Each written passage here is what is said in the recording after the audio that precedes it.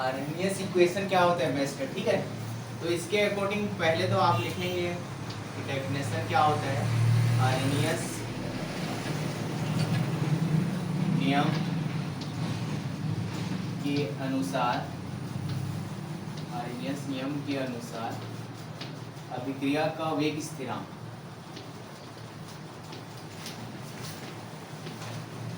अभिक्रिया का वेग,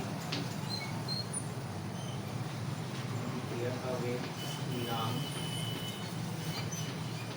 के, है ना, अभिक्रिया का वेग स्थिरांक के मानते हैं ना, इसके समानुपाती होता है E/RT के समानुपाती होता है, ठीक है।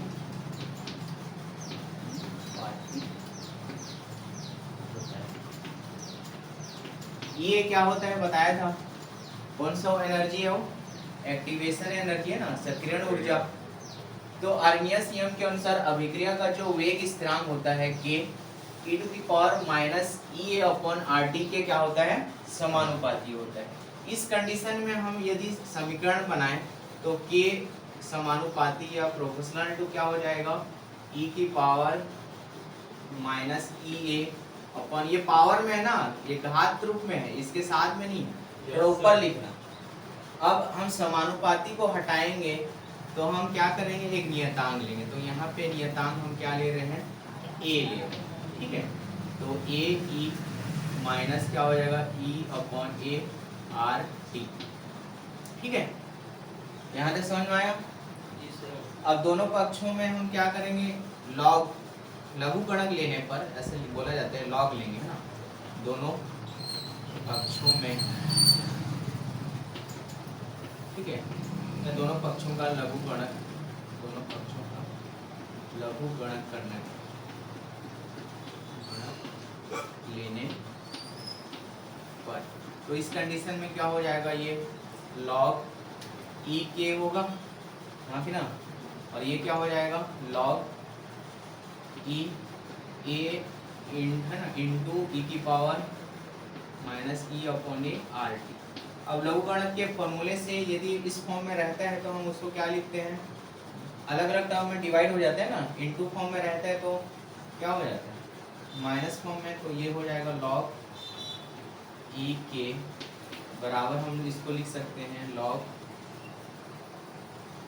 E A प्लस, देखो यदि इनटू फॉर्म में होता है तो प्लस होता है, डिवाइड फॉर्म में होने से माइनस होता है, तो प्लस ये क्या हो जाएगा log E, ये बेस है ना, ये आपका बेस है, log E बेस है, लेकिन फिर से E की पावर दिया हुआ है, तो ये माइनस E/A क्या हो जाएगा RT। ये समझ में आया कैसे होता है? Yes sir. फॉर्मूले से ना, साइड में फॉर्मूला लिखना चाहो तो लिख सकते हो, क्योंकि log EXY बराबर हम लिख सकते हैं log EX plus log EY, ये फॉर्मूला होता है, ठीक है। ये देखो ऐसा फॉर्म में है ना, ये EXY फॉर्म में, इनटू फॉर्म में, तो उसको हम log EA लिखे प्लस log EE, है ना, E की पावर E-A/RT, कैपिटल E, ये संकीर्ण ऊर्जा, ये फॉर्मूले के अकॉर्डिंग। यहाँ तक क्लियर? अब देखो E की पावर किसी का भी घात फॉर्म में रहता है, वो सामने आ जाता है, तो उस कंडीशन में क्या हो जाएगा, ये log E के बराबर log EA, अब ये सामने आ जाएगा तो प्लस माइनस माइनस हो जाएगा, ये EA/ क्या हो जाएगा RT, और ये आपका हो गया log E। ये समझ में आया? तो ये फॉर्मूले से ही याद है ना, ठीक है। उसके बाद यहाँ देख लो, बता देता हूँ। अब इसको हम क्या करेंगे, E बेस को 10 बेस में क्या करेंगे, कन्वर्ट करेंगे। तो E बेस को हम 10 बेस में कन्वर्ट करते हैं, तो मान क्या लेते हैं 2.303, है ना, और ये क्या हो जाएगा log 10, और ये हमारा K होगा ना। उसके बाद इसको भी चेंज करेंगे तो क्या हो जाएगा, ये इक्वल टू 2.303 log 10A, और ये आपका चेंज करेंगे तो ये क्या हो जाएगा -2.303 EA अपॉन RT, और ये आपका क्या हो जाएगा लॉग। इस कंडीशन में एक सेकंड, यहाँ पे थोड़ा सा मिस्टेक हो गया। ये पहले लॉग EA की वैल्यू क्या हो जाता है 1 हो जाता है इसकी वैल्यू, ठीक है, इसलिए यहाँ पे डायरेक्टली हम वैल्यू पुट नहीं करेंगे, तो ओनली 1 हो गया। इसकी वैल्यू क्या होता है इसका मान लॉग EA की वैल्यू 1 होती है डायरेक्टली, तो ये 1 के साथ मल्टीप्लाई करेंगे तो क्या बचेगा ओनली EA अपॉन RT बचेगा। तो इस कंडीशन में ये हो जाएगा माइनस EA अपॉन क्या हो जाएगा RT। ये समझ में आया यहाँ तक। इसकी वैल्यू 1 होता है ना, लॉग EA की है ना, E की वैल्यू क्या होती है 1, तो इस कंडीशन में ये होगा। यहाँ से समझ में आया विकी आ गया। अब हम क्या करेंगे दोनों पक्षों में 2.303 का डिवाइड करने को, ठीक है, दोनों पक्षों में 2.303 का भाग देने पर या करने पर, ठीक है, देने पर तो क्या हो जाएगा, ये डिवाइड करेंगे तो 2.303 log 10 लिखो है ना, डिवाइडेड ये क्या हो जाएगा 2.303 इक्वल टू ये क्या हो जाएगा 2.303 log 10A अपॉन क्या हो जाएगा 2.303 माइनस EA अपॉन क्या हो जाएगा 2.303 इंटू RT, मतलब ये, ठीक है। अब ये और ये कट जाएगा सेम, तो क्या बचा log 10K बराबर ये भी कट गया, तो log 10A ये और ये भी कट गया, माइनस क्या बचा EA अपॉन 2.303 RT।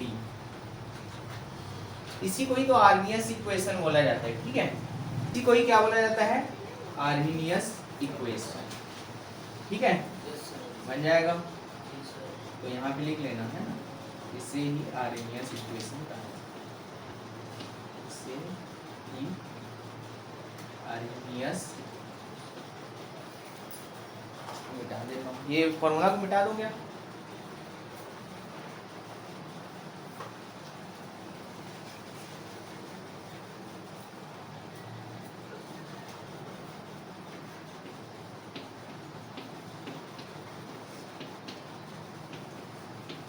से ही आर्मीनियस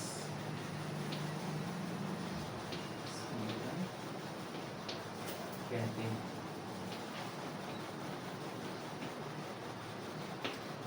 ठीक है, इतना ही लिखना है बस आर्मीनियस समीकरण। तो समझ में आया A to Z, ये इम्पोर्टेंट क्वेश्चन है ना। सर वो देखो क्या बोलते हैं, कौन सा ये हमने नियतांक लिया है ना समानुपाती को हटाने के लिए, नियतांक का ही उसका कुछ नाम है, नियतांक लेना इसमें है ना, किसके लिए नियतांक लेना है आर्मीनियस नियतांक ले सकते हो क्या क्या है ना। और वो हाँ जो ई लिखे हैं वो क्या है, ई इसके समानुपाती होते हैं, सक्रियण ऊर्जा से अधिक ऊर्जा का मान है, सक्रियण ऊर्जा से अधिक ऊर्जा, हाँ ऊर्जा का मान इतना होता है तो उस ऊर्जा के समानुपाती होता है। कौन क्या, ये वेग स्थिरांक K है और A यहाँ पे आर्मीनियस स्थिरांक, ठीक है, ये आपका वेग स्थिरांक है, बट ये क्या होगा आपका आर्मीनियस स्थिरांक, ठीक है, और ये सक्रियण ऊर्जा का मान है एक अधिक है ना, उससे अधिक। यस सर, आया समझ में। लॉग लोगे तो कैसे कन्वर्ट होता है, इसकी वैल्यू 1 कहाँ पुट करना है, फिर ये फॉर्मूला अभी लिखा था, स्पेस नहीं था उसको है ना, मिटाया गया, तो ये ऐसे सॉल्व करना है और इसी को ही बोला जाता है आर्मीनियस समीकरण, ये पूछा जाता है, बन जाएगा।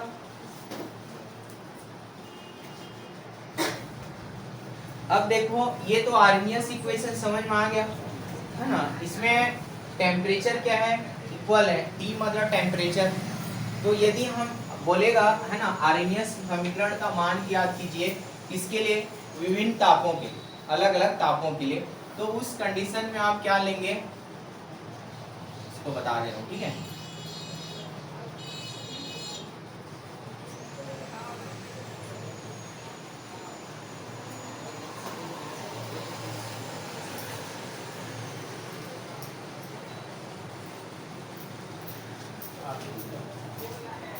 समीकरण अभी जरूरत है हमको, इसलिए हम इसको रख रहे हैं ना। तो मान लेना क्वेश्चन समझ में आया। क्वेश्चन क्या पूछेगा, आर्हेनियस समीकरण का मान ज्ञात कीजिए जिसमें ताप क्या हो, अलग अलग भिन्न भिन्न। तो उस कंडीशन में मान लेना है ना, मान लेना है ना, माना ताप T1 व T2 पर है ना, T2 पर अभिक्रिया का वेग स्थिरांक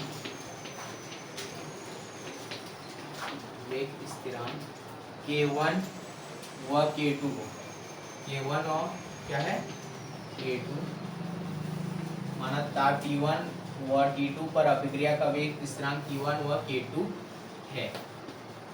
ठीक है, तब आर्हेनियस समीकरण से, तब आर्हेनियस समीकरण से क्या हो जाएगा, पहला K1 के लिए क्या होगा टेम्परेचर, तो हमको मिलेगा फॉर्मूला log 10 भी लिखो या K1 भी लिखो वो भी सही है ना, बुक में नहीं लिखा हुआ है। जैसे log K हम लिख सकते हैं, K1 ले रहे हैं, K1 के लिए क्या हो जाएगा log A minus EA upon क्या हो जाएगा 2.303 RT1। ये समझ में आया, इसको समीकरण 1 दे देना। इसी प्रकार इसके लिए हम K2 के लिए लेंगे स्थिरांक, तो ये क्या हो जाएगा log K2 equal to log A है ना, माइनस क्या हो जाएगा EA अपॉन क्या हो जाएगा 2.303 RT2। इसको हम क्या मान लिए, समीकरण 2। समीकरण 2 में समीकरण 1 को घटा देंगे। ठीक है, ये जरूरत है इसलिए मैं इसको रखा हुआ था। ठीक है, यहाँ से समझ में आया। अब समीकरण 2 में समीकरण 1 को माइनस करेंगे, समीकरण 2 में समीकरण 1 को माइनस करेंगे तो ये क्या हो जाएगा log K2 minus log K1 होगा। और देखो माइनस करेंगे तो ये और ये तो कैंसिल हो जाएगा। ऑलरेडी हमारे पास क्या बचेगा EA upon 2 minus 2.303 upon RT2 और माइनस करेंगे तो ये ऑलरेडी ये माइनस माइनस ये क्या हो जाएगा प्लस हो जाएगा ना। तो उस कंडीशन में क्या बचेगा EA अपॉन 2.303 RT1। ये समझ में आया। और लॉग फॉर्मूले से ये क्या हो जाता है, यदि माइनस फॉर्म में रहता है तो डिवाइड फॉर्म में हो जाता है ना, तो लॉग ये हो जाएगा आपका K2 अपॉन K1 और ये इसको हम पहले लिखेंगे प्लस वाला है और ये माइनस वाला है। इन दोनों में से हम कॉमन निकालना चाहें तो EA अपॉन 2.303 और कॉमन क्या निकल सकता है R। तो पहले ब्रैकेट में क्या बचेगा, यहाँ 1 अपॉन T1 बचा इसके लिए, हाँ कि ना, और यहाँ पे क्या बचा 1 अपॉन T2 यही बचा है ना। यहाँ 1 अपॉन T2 ये माइनस वाला है तो इसलिए माइनस लिया 1 अपॉन T2। इसको हम सॉल्व करेंगे log K2 अपॉन K1 तो इस कंडीशन में क्या हो जाएगा EA upon 2.303 R cross multiply करेंगे तो क्या हो जाएगा T2 minus T1 divided T1 T2, हाँ या ना, T1 T2। इसी को ही बोला जाता है ना विभिन्न तापों के लिए वेग स्थिरांक का समीकरण। इससे भी न्यूमेरिकल, हाँ इससे भी न्यूमेरिकल आएगा। ये आपका इक्वेशन विभिन्न तापों के मानों के लिए वेग स्थिरांकों का या आर्हेनियस का समीकरण। ठीक है, दो अलग अलग तापों के लिए, दोनों समझ में आया। तो आज के क्लास में इतना, कुछ न्यूमेरिकल्स बचे हुए हैं जिनका सॉल्व करके देखना, नहीं बनाएगा है ना, नहीं बनेगा तो कल आगे क्लास में हम देखेंगे।